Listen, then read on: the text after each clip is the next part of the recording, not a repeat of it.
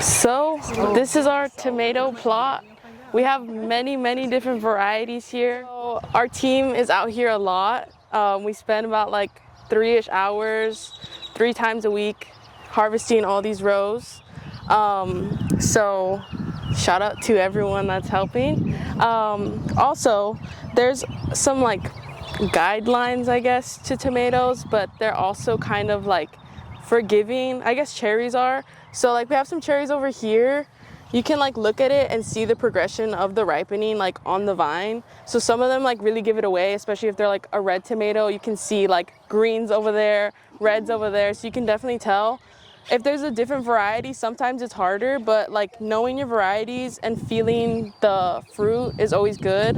And then as Steph was saying, like knowing when you're gonna check your tomatoes next is super important, because you may see one that's like kind of green, but if you're not gonna be back for a while, like just take it. And like the fact that they ripen off of the vine is really nice. So like if you do get a green tomato or like some fall off, because sometimes you're like harvesting and they just fall everywhere, you can still pick them up, and like once they're next to a red tomato, they produce ethylene, and that helps ripen off of the vine.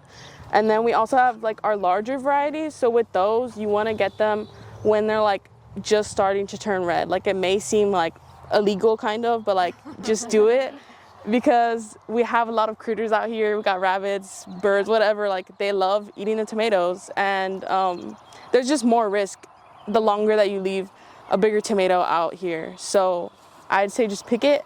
And then, as I said, like if you leave it ripening with another red tomato, it should be fine. For storing the tomatoes, it kind of depends how you feel. Like for us, we definitely like have ours in the fridge, but some people don't believe in putting your tomatoes in the fridge.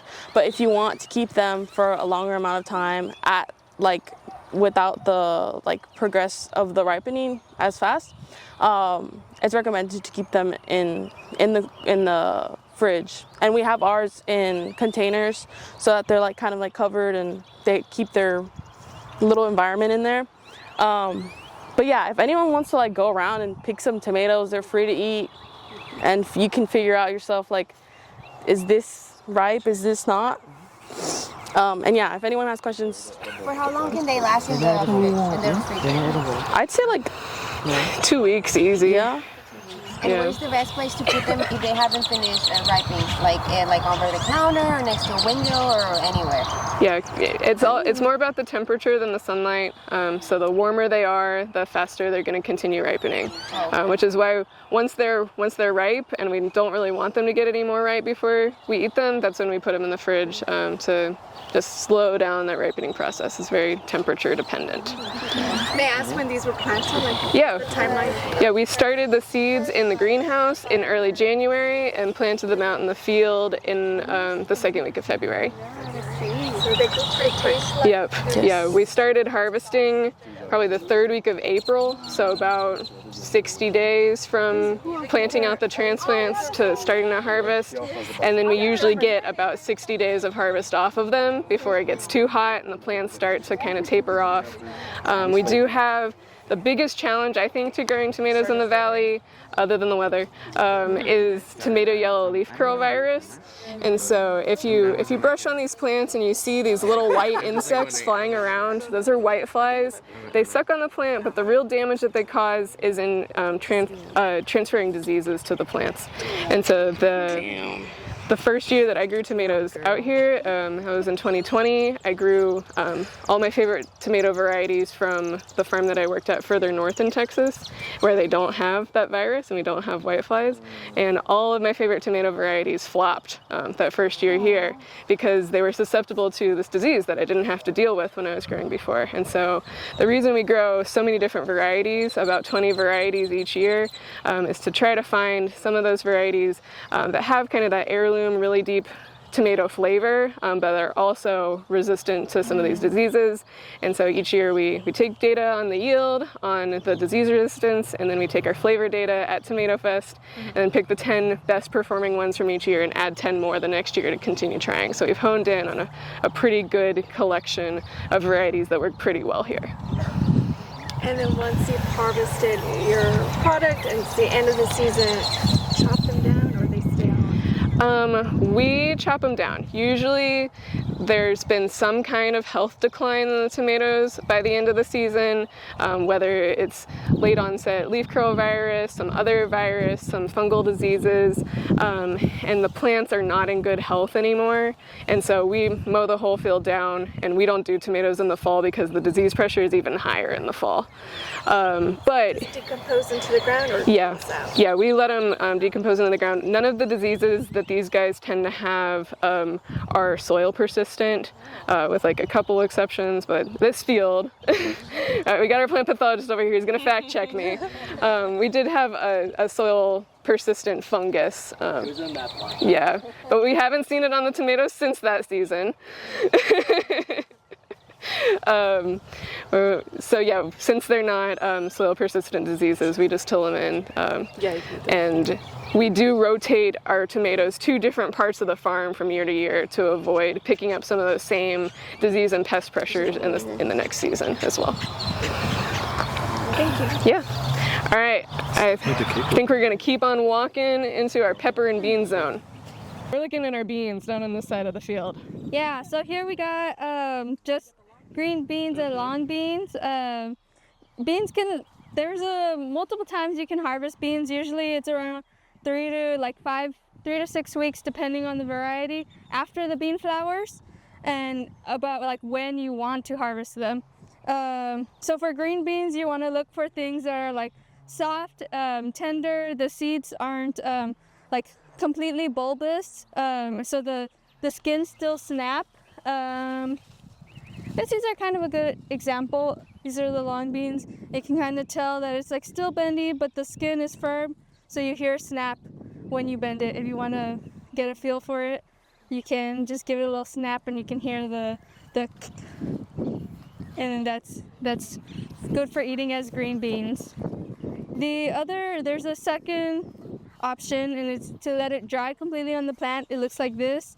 And then there's like a third option that most people don't usually do, and it's like when the seeds have already gotten plump enough in the pods and you can't eat the pods anymore. I mean, you can, but it's not very pleasant. It's very fibrous. But you can take the beans out still, and they're green, and you can just cook them straight up, like in the water, in whatever dish you're trying to cook. And they don't take as long to cook as like the dry beans do. Yeah, I don't know if we have an example right now of those. I grabbed a couple examples from another row of some beans that are past the phase where you could harvest them as green beans. So like this one's dried out. When you bend it, it doesn't snap anymore. It doesn't snap. This one doesn't snap either. It's past the phase where you want to eat it as a green bean. But it does have those formed but unripe, not hard beans on the inside that you could eat in that phase. Yes, and you can cook them. They're tasty. Yeah. And then here's the dry bean. There's beans in here. And this is good for seed saving, for these unripe beans. Pantry saving also. And all about the smell. Yeah. One. I don't know. A little starchy. Yeah. Or not edamame, yeah. Yeah, I don't know. I think that's it for beans. I don't know. Yeah. Have any questions? We're growing, the two kinds of beans are two different species. This one's the common bean species, and this one's actually the same species as cowpea or black-eyed pea.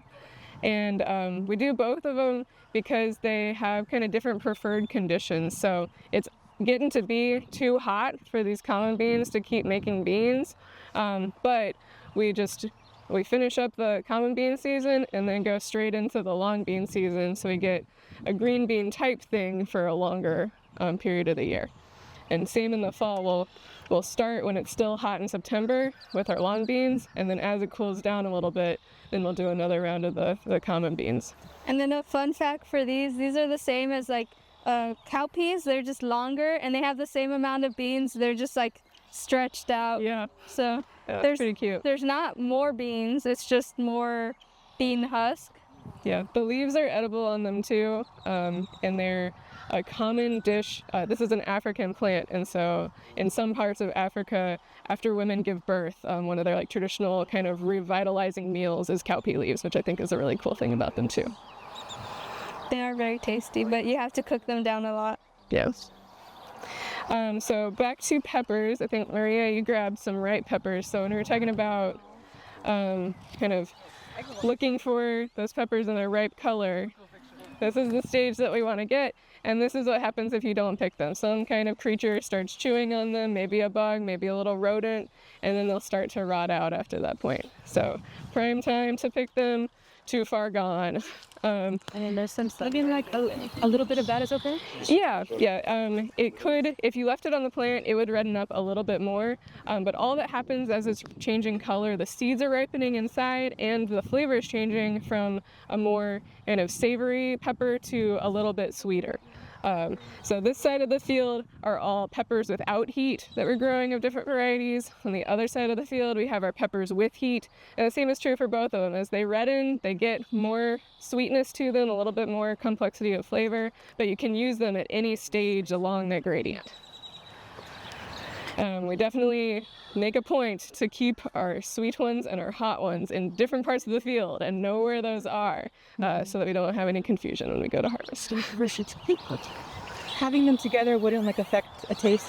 It doesn't affect them in the current pepper generation if they cross-pollinate, which peppers can cross-pollinate, but if you saved seeds off of them, there might be spice where you don't expect it in the next generation. Got it. Wow. All right, you're up on cucumbers? Yeah, where? I was You're just right gonna give an example real quick of a sunburn, which would be these peppers right here, that discoloration on the peppers. It's a great example of what happens to them when they're in the heat. Yeah, so these guys had a hard week, poor buddies. If they are under the leaves, they'll be protected from the sun a little bit better if this guy is sticking out. And once we see the sunburn appear, we go ahead and harvest them because it'll just start rotting. And if it's for like you and your home garden, you can cut off that problem and just eat the rest. But this would be something that like we wouldn't be able to sell. Yeah. So tomatoes get blossom end rot with calcium deficiency. Does similar sort of happen for tomatoes? I think they can, but we see it less in the peppers than we do in the tomatoes.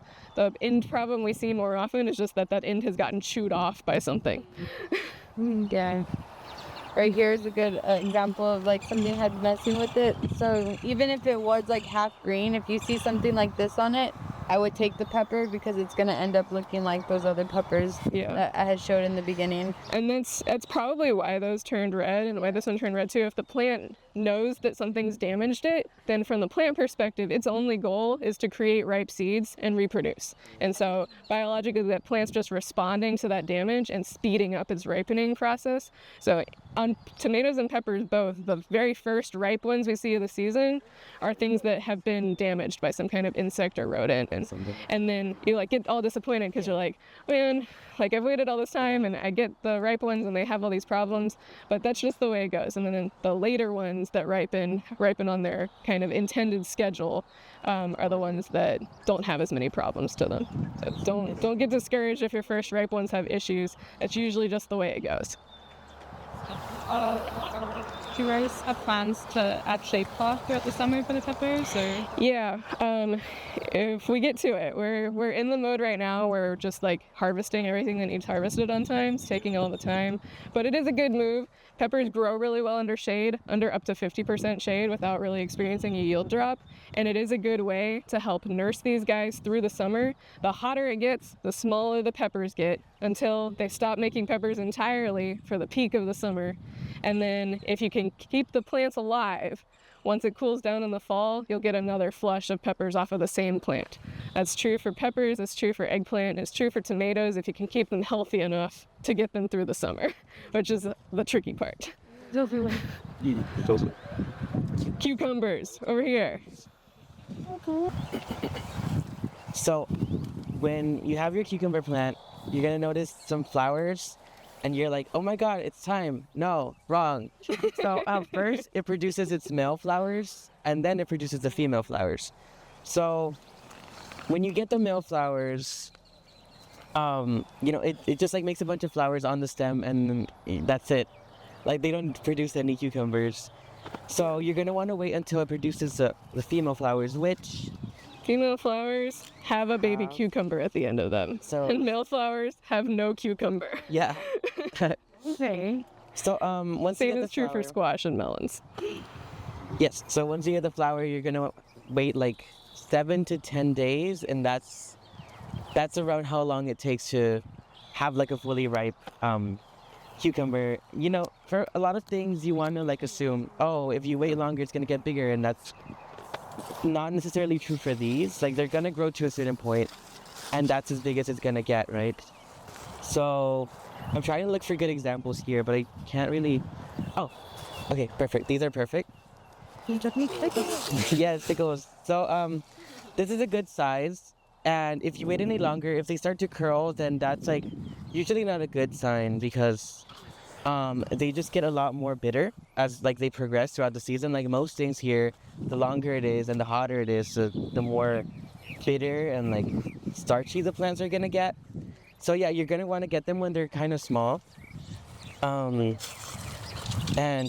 you know, if they start to yellow at all, you should pick them. If like you're gonna want to let it get bigger, but like if it starts to yellow, then it's just like that's as much as it's growing. It's just gonna like ripen into like a tougher plant, and it won't be good for eating. So yeah, there's like not much else to these other than that.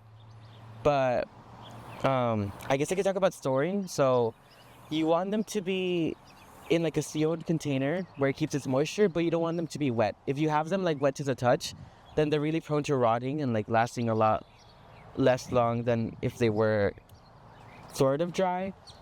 And am I missing anything? Sounds good to me. Any questions? That's about it, yeah. So Like mine start growing like this, and then they start drying out. What do you think I'm doing wrong?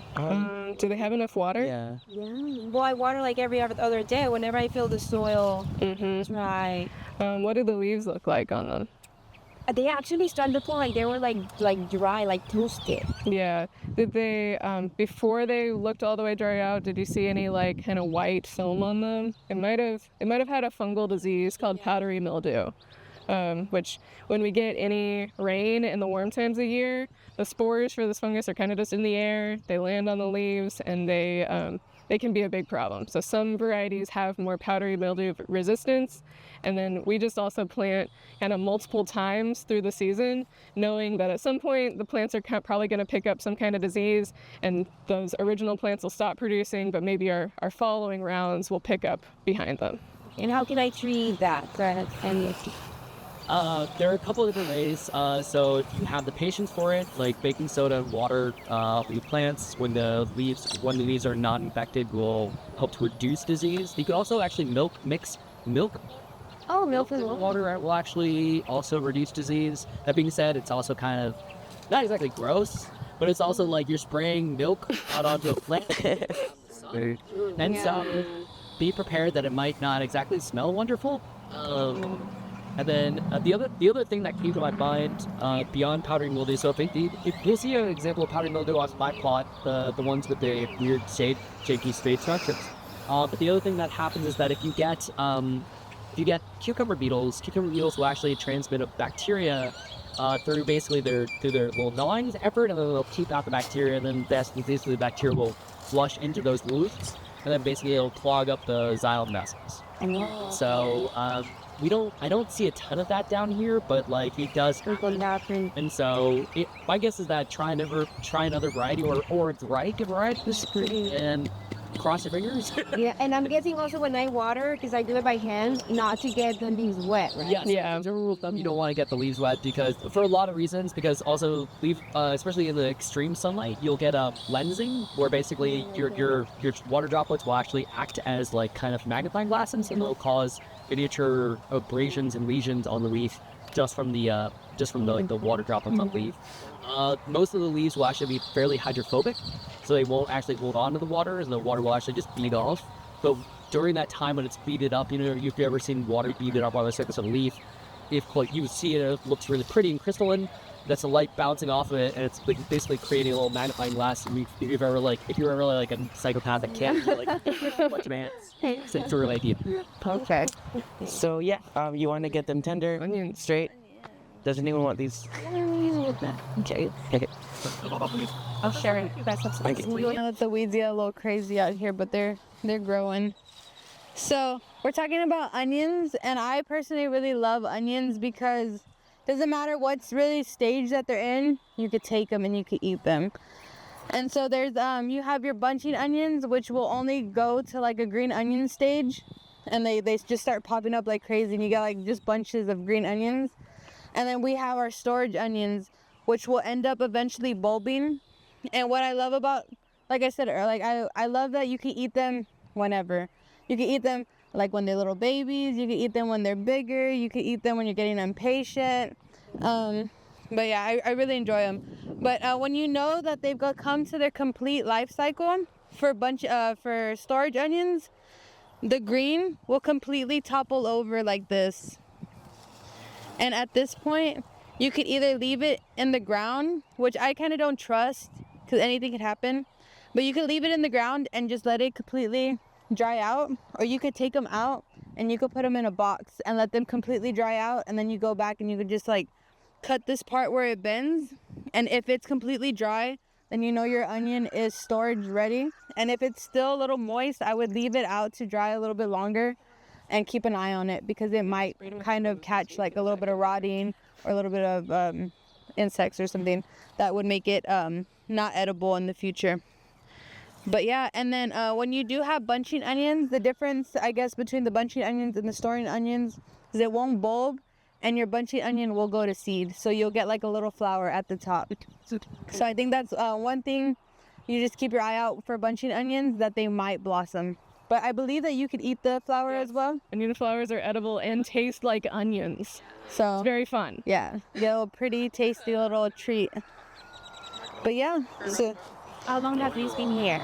These have been in here for like 4 or 5. October. Yeah. A really long season crop. Yeah. Yeah. And you can't harvest them. Basically, it's a one-off harvest. Yes. Yeah. Damn. So it locks up your land for a while. Yeah. But they don't have very many pest or disease issues. They just kind of sit there, bide their time all winter long. And then when you get to this late springtime, then you have nice onions. Yep. And you store them over as long as you, how long do you think they last? For like a couple, like 6-7 months? No, probably not that long. Okay. So onion storage, onions are weird, and the onion varieties that we can grow here are called short day onions. That just means that they are able to bulb when the days are still short. Long day onions are the ones that they grow up north, and they grow those into the summertime, so they only bulb when the days are getting really long summer days. And so if you grow long day onions here, they just won't ever bulb. They'll die of the heat before they have a chance to bulb. And short day onions are not good storers. You'll probably get like 3 months off of them tops. But still, that's 3 months that they're just shelf-stable. You don't have to refrigerate them. They're just sitting on your counter in your pantry waiting for you to use them. But it is tough for us to grow onions that will last for the whole year long, just because of the varieties that we're limited to here. Yeah. But, I mean, onions are fun and versatile. You could pickle onions, you could dry onions, you can mince onions and make, like, your own seasonings and stuff. So, I personally really love onions. So, cebolla asada. I'm sorry, go ahead. No, you're good. What's up? I was gonna, do you plant them like over the soil, or you plant them like a little bit deep and they start coming out? Yeah, sometimes we trench them, or not really, no. Yeah, we did these direct seeded, but you can get like onion slips and do them as transplants too. They don't have to go very deep in the ground. The onion, kind of regardless of where you plant it, that onion's gonna bulb up above the ground. Oh, yeah. I think this season we actually had planted too tight, so we took some out and we planted them in other rows as well.